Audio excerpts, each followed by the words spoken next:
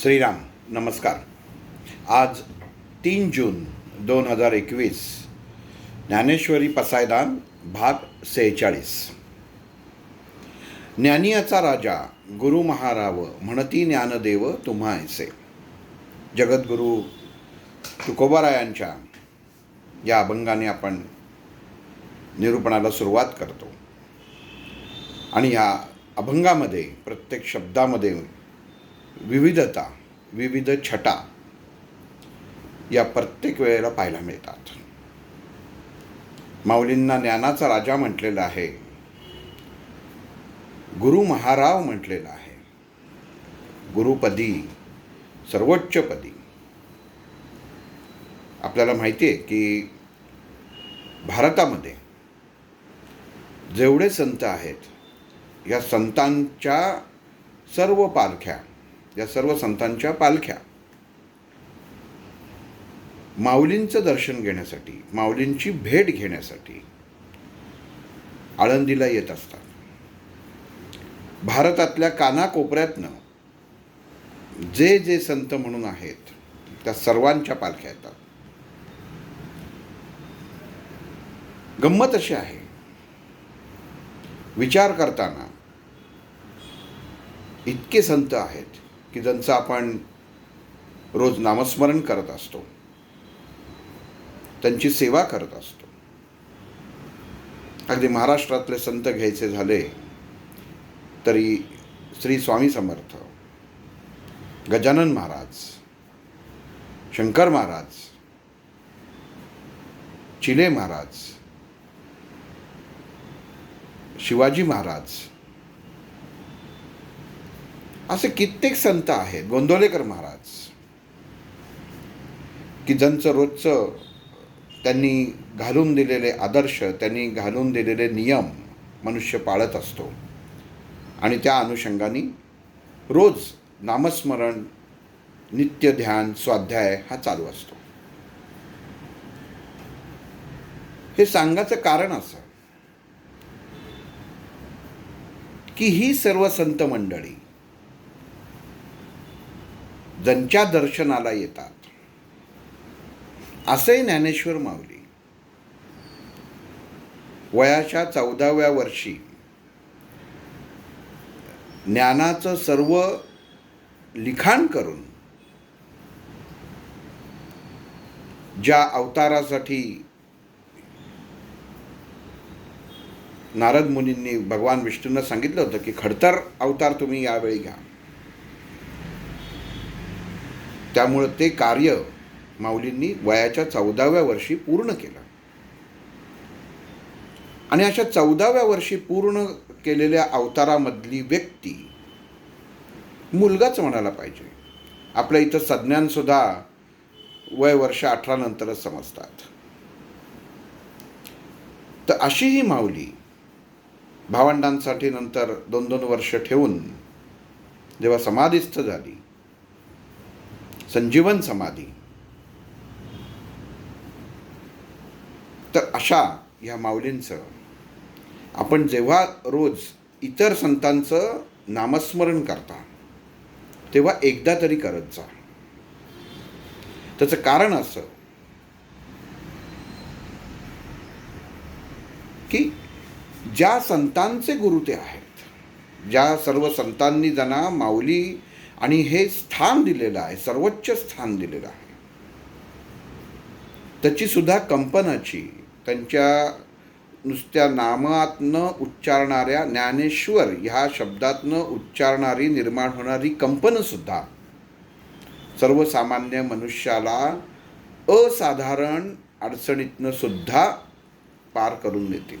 इतकी ताकद आहे.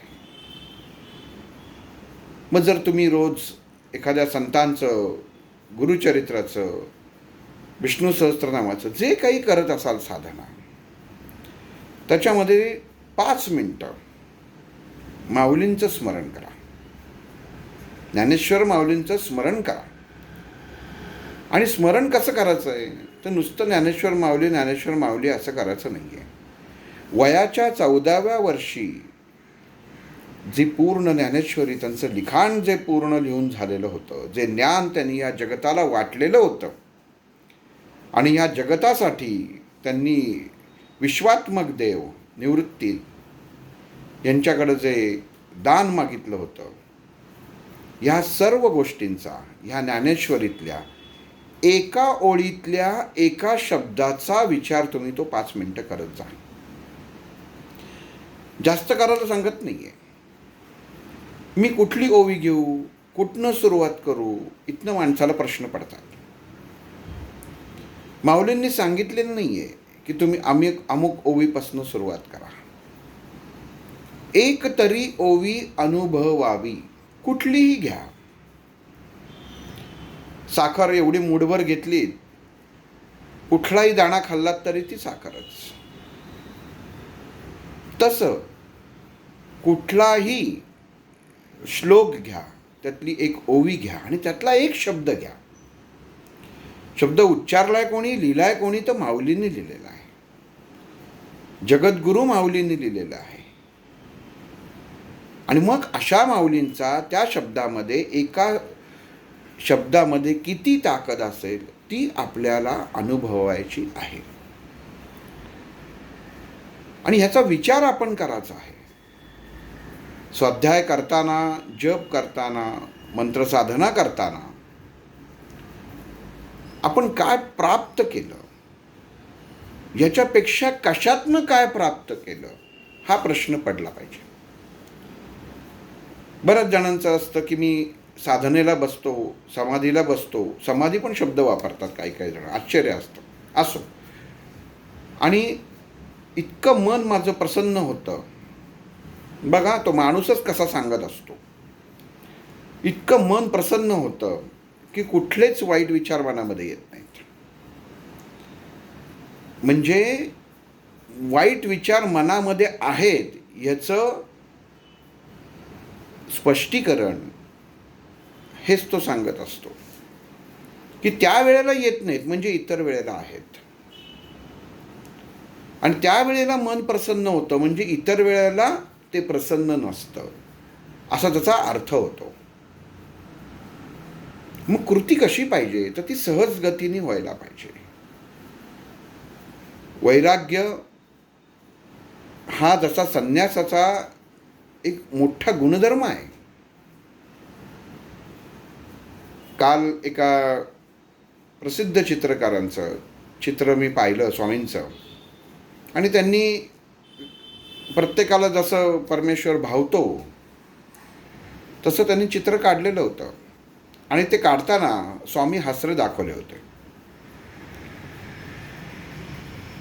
आता त्यांना तसे ते भावले असतील म्हणून कदाचित त्यांनी ते काढलं असेल. पण जेव्हा तुम्ही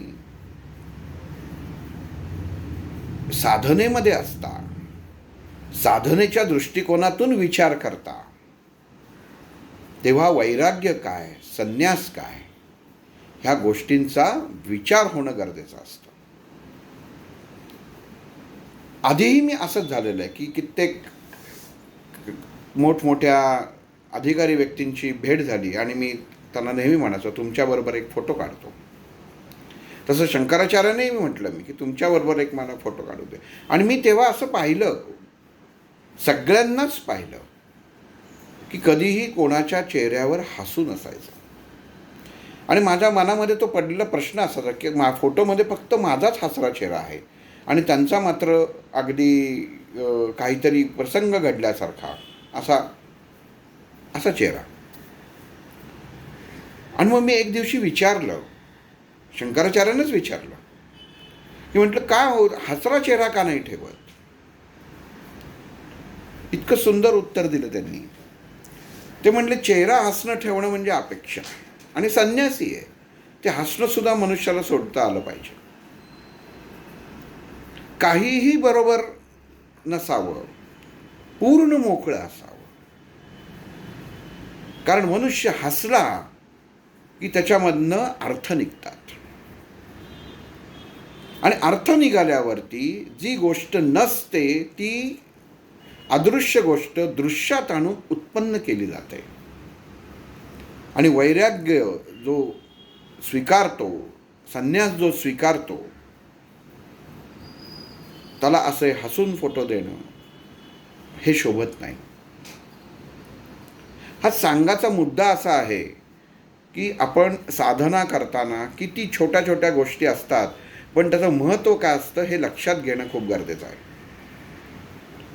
नुसती साधनेला बसलो आणि समोर असं झालं आणि तसं झालं, 100 सुगंधी उदबत्त्या अत्तरं लावली म्हणजे झालं, तर तसं नाही आहे.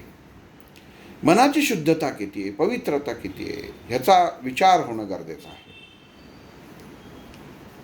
आणि मग इथं माऊलींचा विचार म्हणजे सगळ्यांना, म्हणजे अक्षरशः जे रोज साधना करतात आपल्या ग्रुपवर ते करतातच, पण त्यांनी त्यातली 5 मिनटं, नंतरची 5 मिनटं वाढवा, ती तुम्ही वाढवा. आणि त्या 5 मिनटामध्ये ज्ञानेश्वरीमधली, प्रत्येकाच्या घरामध्ये ज्ञानेश्वरी निश्चित असेल असं समजतो, त्यांच्याकडे नसेल त्यांनी मला सांगा, मग ओवीस मी परत रोजच्या साधनेबरोबर ओवी पण पाठवत जाईल. आणि ती ओवीचा अर्थ नकोच आहे, त्यातल्या असलेल्या एका शब्दाचा जो तुम्हाला पाहिजे तो शब्द घ्या. मग ह्याचं काय घेऊ, त्याचा काय घेऊ, तर तसं नाही आहे. तो शब्द माऊलींनी त्या लिखाणामध्ये का लिहिला आहे ह्याचा विचार तुम्ही करा. तेवढा एका शब्दाचा जर विचार तुम्ही केलात तर तुम्हाला ज्ञानाची 10 पायऱ्या गाठल्याचं कळेल स्वतःलाच की आपल्यामध्ये किती प्रगती होते एका शब्दाचा. आणि मग हळूहळू ओवीचा करा. म्हणून माऊलींनी सांगितलं, अगदी तुम्हाला जमत नसेल ना तर काहीही करू नका, पण एक तरी ओवी अनुभवावी. जीवनामध्ये एक गोष्ट तरी अशी करा, ती सचोटीच फक्त असली पाहिजे. कुठलीही करा, पण त्याच्यातमध्ये 100% सचोटी असली पाहिजे. म्हणून तसंच त्यांनी दिलेलं की एक तरी ओळी. म्हणून कायम लक्षात ठेवायचं की आपण जेव्हा आध्यात्मिक पुस्तकं वाचतो, ग्रंथ वाचतो, स्तोत्र वाचतो, पोथी वाचतो, तेव्हा पारायण किती वेळात पूर्ण केलं ह्याला महत्त्व नसतं, तर त्याच्यामध्ये लिहिलेल्या जे प्रसंग असतात, गोष्टी असतात, ते तुम्ही तुमच्यामध्ये किती उतरवलेले आहेत. आणि ते उतरवल्यानंतर आपल्या मनाने काय विचार केलेला आहे हे जेव्हा मनुष्य वैचारिकतेमध्ये आणतो तेव्हाच खरं ते पारायण झालं असं म्हणायचं. पण नुसतंच जर वाचलं तर त्याचा काहीही उपयोग नाही. घेतलंय काय हे महत्त्वाचं आहे. नाही तर व्यावहारिक दृष्ट्यामध्ये नुसती लक्ष्मी रोडला चक्कर मारून आलं तर त्याचा काही उपयोग नाही, बाह्य. पण आज जाऊन बघून आलं. तर पुस्तकं घ्यायला बरेच जण मी बघितलं की जातात आणि बघतात, आणि पहिलं पुस्तक उलगडल्यावर पहिलं काय बघतात तर ते त्याची किंमत किती बघतात. आणि मग त्या दुकानदाराला विचारतात की ह्याच्यामध्ये थोडंसं सारांश असलेलं आहे का. एवढे पैसे तुम्ही खर्च करता, मग पुस्तकांमध्ये करा. एक कपडा कमी घ्या वर्षभरामध्ये, तेवढ्यात तर नक्कीच ते पुस्तक येतं, तो ग्रंथ येतो. आणि प्रत्येक शब्दाचा अर्थ घेऊन ते वाचायला सुरुवात करा. नुसतं वाचूनच नका, नुसतं वाचून उपयोगच होत नाही. त्यामुळे वाचावं कसं हे पण कळलं पाहिजे. तुकाराम महाराजांनी बघा ही ओवी प्रत्येकजण आपण काय प्रत्येक वेळा ही ओवी घेतो. ज्ञानियाचा राजा गुरु महाराव म्हणती ज्ञानदेव तुम्हा ऐसे. एका ओवीत सगळं वर्णन आहे, माऊलींचं महत्त्व दिलेलं आहे. म्हणून आपण पण हे लक्षात ठेवलं पाहिजे की जीवनामध्ये रोजच्या साधनेमध्ये 5 मिनटं माऊलींसाठी तुम्ही द्या आणि त्या एका शब्दावरती विचार करा. नुसता ज्ञानेश्वर शब्दावरती जरी विचार केलास तरी खूप झालं. आणि काय विचार करताय हे बोला, लिहा, सांगा. त्याचं कारण असं की योग्य दिशेने आपण जातोय की नाही हे कळणंसुद्धा खूप गरजेचं असतं. कधी कधी रस्ता चुकतो आणि तो चुकल्यानंतर जिथं पुढं खड्डा येतो तिथनं परत येऊन उपयोग नसतो. मग सुरुवातीला रस्ता चुकत असेल असं वाटत असेल, शंका असेल, तर तिथेच त्या शंकेचं निरसन केलं तर मनुष्य भटकत नाही. म्हणून एवढंच सांगणं आहे की रोज एक तरी साधना झाल्यानंतर ज्ञानेश्वरीमधली कुठलीही ओवी काढा. मी परत सांगतो, कोणीही SMS करून विचारू नका मी कुठनं सुरुवात करू, काय करू. तुम्हाला वाटेल ती घ्या. ती एकच ओवी घ्या, त्यातला एकच शब्दाचा तुम्ही अभ्यास करा. जास्त करायची गरजच नाही. रोज एक शब्द, तरी तुमची साधनेची पातळी किती उंचावते हे तुम्हाला जसजसं रोज करत जाल तसतसं लक्षात येईल. ती ताकद लक्षात येईल. अँटीबायोटिक्सच्या गोळ्या किंवा एखाद्या आपण शक्तिवर्धक गोळ्या दिल्या तर डॉक्टर सांगतात की महिनाभर घ्या म्हणून. तर त्या गोळ्या जर महिन्याच्या गोळ्या एकदम खाल्ल्या तर त्याचा उपयोग होणार आहे का? तर नाही होत. पण मग रोज एक गोळी घेतली तर हळूहळू जशी शरीरामध्ये शक्ती वाढत जाते आणि योग्य शरीर तयार होतं, तो देह योग्य तयार होतं. तसं रोज एका ओवीतला एक शब्द घेतला तरी तुमचा ह्या व्हिटॅमिन कॅल्शियमच्या गोळीसारखं होणार आहे. रोज एक शब्द घ्या म्हणजे तुमचं शरीर वैचारिकतेनुसार, तुमचं वैचारिकतेच्या अनुसार हे तयार होईल. तर हे कायम आपण लक्षात ठेवलं पाहिजे.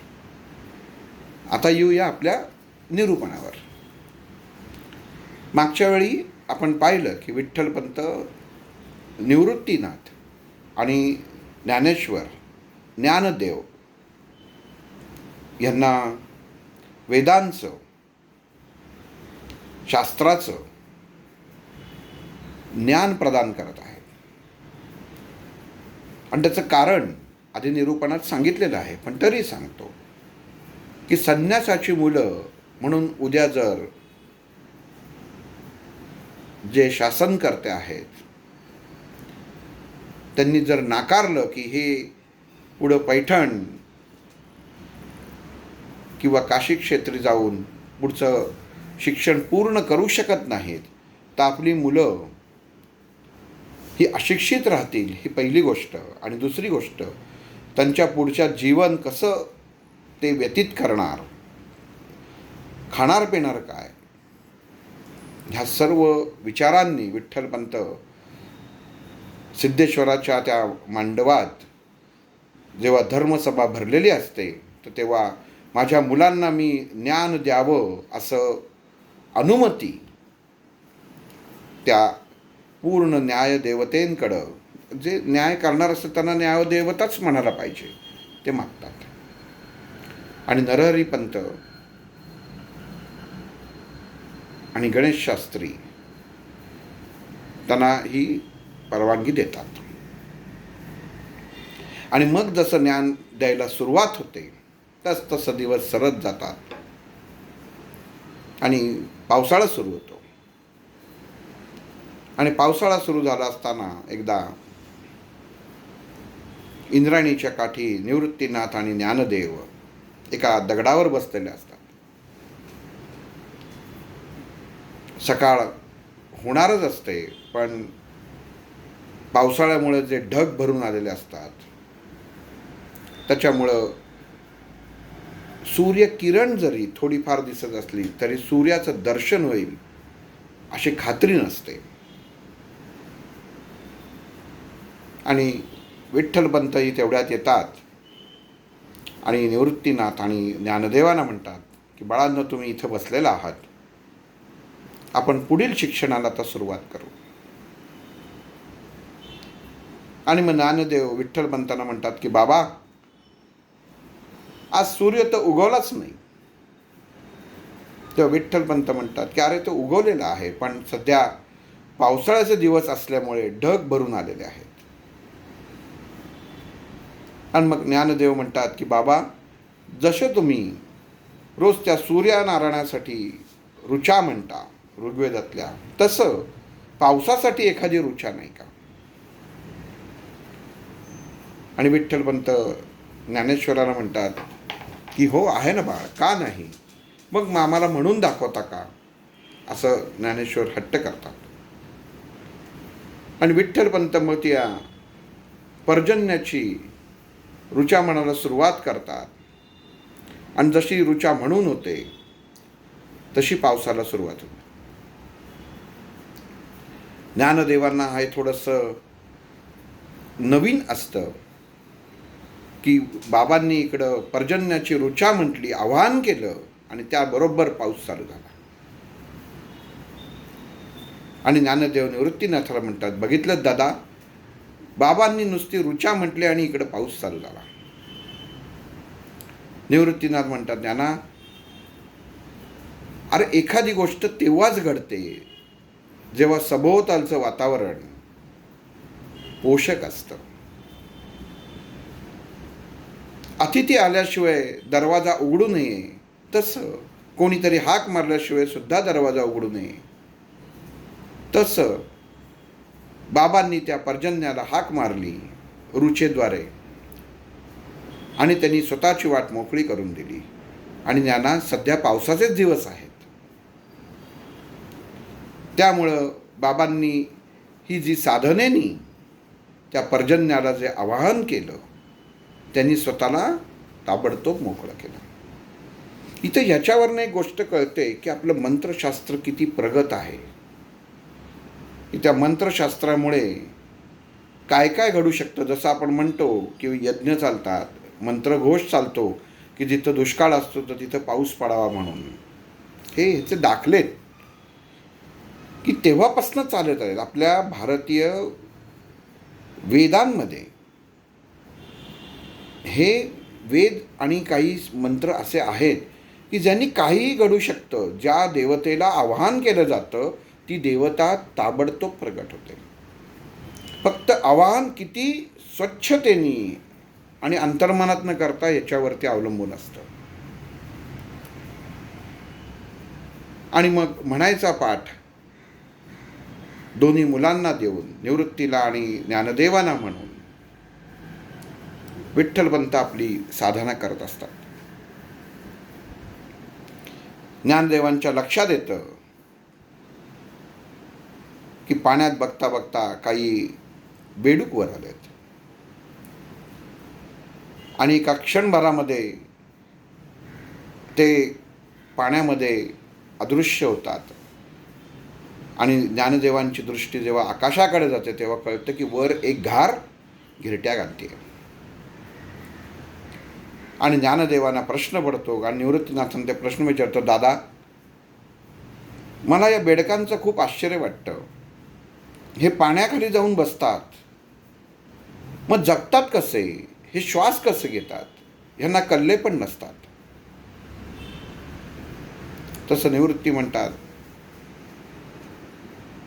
की आपण ह्याचं उत्तर बाबांनाच विचारू. आणि विठ्ठलपंतांना दोन्ही निवृत्ती आणि ज्ञानेश्वर हा प्रश्न विचारतात. विठ्ठलपंत सांगतात की बेडूक हा उभयचर प्राणी आहे. तो पाण्यात सुद्धा श्वास घेऊ शकतो आणि जमिनीवर पण घेऊ शकतो. अशी भगवंतानी त्याला देणगीच प्रदान केलेली आहे. ही शारीरिक त्याची रचनाच अशी केलेली आहे की तो पाण्याखाली 6 महिने राहू शकतो आणि पाण्याच्या वरती 6 महिने राहू शकतो. ओल्या जमिनीमध्ये तो शिरल्यानंतर तो 6 महिने बाहेर येत नाहीत, कारण जेवढा काही प्राणवायू त्याला लागतो तो तिथं घेऊ शकतो. आता ज्ञानदेव इतकी हुशार असतात की विठ्ठलपंतांना लगेच म्हणतात, पण बाबा मला एक सांगा, मला एक प्रश्न पडलाय की सगळ्या विषयांवरती तुम्ही ऋचा करता, मग या बेडकावरती ऋचा आहे का हो? आणि विठ्ठलपंतांना हसू येतं की ज्ञानदेवांचा प्रश्न आणि त्या ज्ञानदेवांच्या प्रश्नामध्ये निवृत्तीनाथांच्या कपाळावरती प्रश्नार्थ उठलेल्या आठ्या. आणि निवृत्तीनाथांनाही मनामध्ये गोड लागतं की ज्ञानदेवानी प्रश्न तर विचारलाय, आता बाबा काय उत्तर देतात? बाबा सगळ्या गोष्टींवरती ऋचा करतात, पण आता ह्या बेडकावरती काय करणार? आणि मग विठ्ठलपंत ज्ञानदेवाला सांगतात, बाळा नक्कीच. आणि मग त्याला विठ्ठलपंत, ज्ञानदेव आणि निवृत्तीनाथांना मंडूक सुक्त म्हणून दाखवतात. आणि त्या मंडूक सुक्तामध्ये याचं वर्णन केलेलं आहे. जना, मी आता इथं आलाय विषय म्हणून सांगतो, श्वसनाचा त्रास आहे, त्यांनी हे मंडूक सुक्त जरूर म्हणावं. जना धाप लागते, दम लागतो, त्यांनी हे मंडूक सुक्त म्हणावं. त्यांनी ते जातं, तो त्रास कमी होतो. आणि मग हा विषय पुढं चालू होतो. निवृत्तीनाथ आणि ज्ञानदेवांना घेऊन विठ्ठलपंत येत असतात आणि विठ्ठलपंतांच्या मनामध्ये प्रश्न उत्पन्न होतात की काय मुलांची बुद्धी आहे, ह्यांचं पुढं कसं होणार. आणि तेवढ्यात निवृत्तीनाथ प्रश्न विचारतात की बाबा, सस्य म्हणजे काय. ज्ञानदेवाला तर हा शब्दच नवीन असतो. आणि मग विठ्ठलपंत म्हणतात की एखाद्या झाडावरती जेव्हा बी उत्पन्न होतं तर ते बी ताबडतोब सुकतं. आणि ही जी अवस्था आहे, हे जे अवस्था ज्या गवतावर होतं, ज्या झाडावर होतं, त्याला सुस्य, सस्य असं म्हटलं जातं. सस्य शब्द आहे. आणि ज्वारी, बाजरी जेव्हा तुम्ही हे बघता, हे पीक बघता तुम्ही बाजूला, ते ती पीक जसं येतं तसं ताबडतोब त्याचं बी, ती ज्वारी बाजरी सुकायला लागते, म्हणून त्याची काटणी केली जाते आणि ते बी वेगळं केलं जातं. नाहीतर ती ज्वारी बाजरी सुकून जाते. तसंच तांदूळ आणि गव्हाच्या ह्या लोंब्या येतात आणि तेव्हा मुळापासनं जेव्हा त्या लोंब्या ओघाळायला लागतात तेव्हा त्या मुळाच्या वरती छाटल्या जातात आणि त्याही वेगळ्या करून नंतर झडून ठेवतात. वनस्पतीशास्त्रातलं ज्ञान विठ्ठलपंत दोघांना देत असतात. आणि ज्ञानदेवांची नजर तेवढ्यात एका झाडाकडे जाते आणि ज्ञानदेव म्हणतात की बाबा, ज्यांना फळच येत नाही, ज्यांना बीजच नाही, ती झाडं परत नवीन कशी येतात.